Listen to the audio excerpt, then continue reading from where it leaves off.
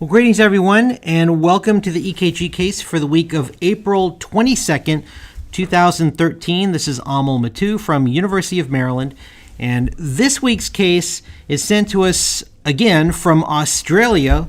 It's a lot of great EKGs, or ECGs, I should say, in Australia, and the folks down there have been very nice in sending me some great cases. This case was sent by Dr., and I sure hope I get this name right, Dr. Amitava Mukhopadhyay. I hope I got that right. And Amitava works at the Flinders Medical Center in southern Australia. And he was taking care of a 78-year-old man that presented to the emergency department complaining of syncope. Very common complaint in emergency medicine. I love syncope because you always get a 12-lead ECG with those cases, and so you get to scrutinize that ECG for some fun stuff. Anyway, this 78-year-old man had a history of ischemic heart disease and chronic renal failure. So we've already got our disposition. 78 years old, syncope, history of heart disease and renal problems. You know this patient's coming into the hospital, so you might as well just go ahead and send off your CBC, your Chem 1000, every lab test you can think of, and of course, you're going to start the workup with the 12-lead ECG. Now, I put this slide in here just as a simple reminder of the critically important things you've always got to look at on the ECG when you have a patient presenting with syncope. Now, this is not a comprehensive list, but these are the key features that I like to think of when the history and physical are not necessarily revealing. These are the things you've got to look for. You always look for dysrhythmias and, of course, ischemia. Everyone always thinks of those things. Most people remember WPW and long QT. The few other things that people often forget about are Brugada syndrome. We've talked about that. Hypertrophic cardiomyopathy. We've talked about that. And one thing that we haven't talked about is arrhythmogenic right ventricular dysplasia, which is it tends to be more common only in certain ethnic groups in certain countries. We very rarely see this in the United States, so I don't talk about this too much around here. But say, for example, in Italy, I believe they see more cases of this, and in certain Mediterranean populations. And so it's something worth thinking about if you're working out there or if you have a patient from that descent. Anyway, it is important to think about these things. You could probably come up with a few other things on this differential, things like PE and electrolytes and overdoses and so on. But I like to think of this list because these are the things that you've got to think about that you won't get from a history and a physical exam. You've got to think about these things. Anyway, let's move on. Here is the 12-lead ECG that Amitava provided us. The 78-year-old guy has sinus rhythm. There's upright P waves, as you'll notice, in the in all of the limb leads, and inverted P waves in lead AVR. So that means this is sinus rhythm. And you'll also notice that on the rhythm strip, there are wide QRS complexes every other beat that are coming early. And, not that one. And so this is essentially sinus rhythm with frequent PVCs, for the most part, in a pattern of ventricular bigeminy. You might also notice when you look at the intervals that there is a prolonged PR interval. So there's a first degree AV block and there's ventricular bigeminy.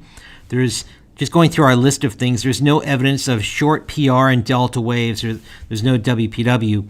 The QT is kind of tough to read, but if you use the what I call the poor man's QT interval, we've talked about this before, take halfway between two QRS complexes, and if the T wave ends before the halfway point of two QRS complexes, as it does here, the end of the T wave is right there, then that means essentially that this is a normal QT. So this is not a case of prolonged QT interval, and there's no hypertrophic cardiomyopathy, very unlikely in a 78-year-old guy to make a first diagnosis of hypertrophic cardiomyopathy. But you'd see very, very large QRS complexes, and you really don't see that. And what else? Arrhythmogenic right ventricular dysplasia, again, unlikely in a 78-year-old guy to make the first diagnosis. And maybe some other time we'll talk about that. But you look for these things called epsilon waves and T-wave inversions in V1, V2, V3. Not present here. And there's not much in terms of dysrhythmia except for the bigeminy and the first degree AV block. And the one thing that we haven't talked about looking for is signs of ischemia. So look carefully at the ST segments, and hopefully you notice, this is a bit subtle, but hopefully everyone's noticing that there's just a tad bit of ST depression in leads V1, V2, V3, and in V4. It's a little bit more prominent in V2 and V3, but very subtle in V1 and V4. ST depression in the anteroseptal leads. So when you see ST depression in the anteroseptal leads, there's a few things that you've got to think about. ST depression in the anteroseptal leads, first thing, of course, you're going to think about is anteroseptal ischemia, but please remember that this can also be a mark of posterior STEMI, and there's a few other things. Right bundle branch block oftentimes will give you some ST depression there. Hypokalemia will give you U waves and ST depression. There's a few other things. Well, there's no right bundle, there's no U waves, and really the two things that you've got to think about whenever you're debating the possibility of ischemia is anteroseptal ischemia versus posterior STEMI. How do you tell the difference there between these two things? Well, I like to think of posterior STEMI as the mirror image opposite of septal STEMI. So think for just a second about what you see when you're looking at a septal STEMI. All right, septal STEMI, you're going to look in leads V1, V2, V3, and what you'll see in those leads is ST segment elevation. You'll see inverted T waves, and over the course of a few hours, you'll start to develop Q waves. A posterior STEMI is the exact opposite. So instead of seeing ST segment elevation, you see ST segment depression. That's not chlamydia, that's ST segment depression, okay? Instead of inverted T waves, what you'll see is upright T waves. And instead of developing Q waves over the course of a few hours, you start developing tall R waves in V1, V2, V3 over the course of a few hours. So that's how you diagnose the posterior STEMI.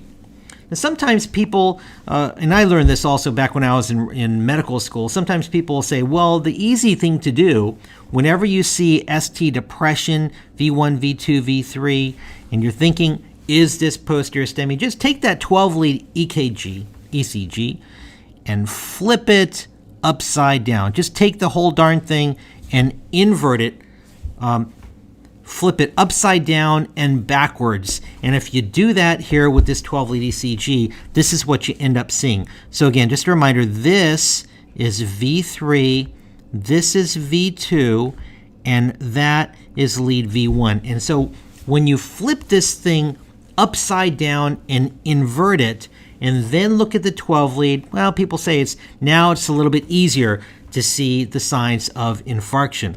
All right, so it becomes very easy to see this person has QRS complexes that look like they're having a STEMI right there in the new V1, V2, V3 after you've inverted it. Well, that's not going to really distinguish between anteroseptal ischemia, because anteroseptal ischemia will give you the same appearance also. So what I like to do is I like to use posterior leads.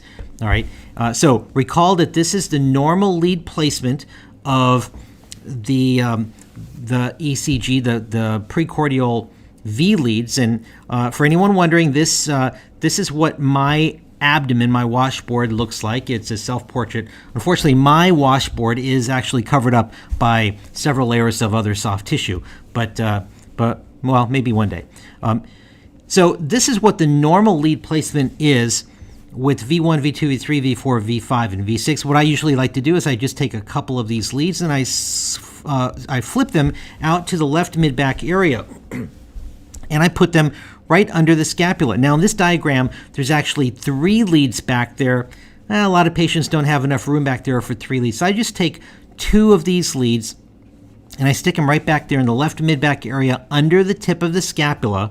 Granted, some of our patients, including a couple that I saw last night, have enough room back there for an entire 12 lead in this day and age. But anyway, just take a couple of leads and put them out there in the left mid-back area, and then simply repeat the 12 lead. We'll call that V8 and V9. And if the patient's having a posterior STEMI, in those leads that you put on their left mid-back area, when you repeat the 12 lead, you will see ST segment elevation, and that tells you that the patient's having a posterior STEMI. So if you want to know if somebody's having a posterior STEMI, just use a couple of posterior leads.